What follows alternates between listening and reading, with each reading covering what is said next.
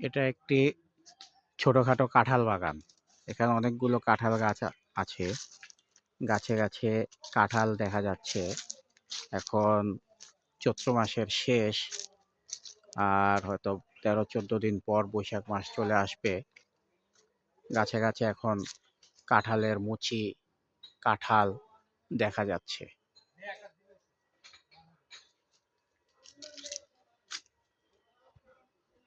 এই গাছটাতে মাশাআল্লাহ ভালোই আসছে। এই যে গাছের গোড়াতেও কাঁঠাল, এগুলো বড় হবে হয়তো বৈশাখ জ্যৈষ্ঠ মাসেই বড় হবে। গাছের উপরেও আছে।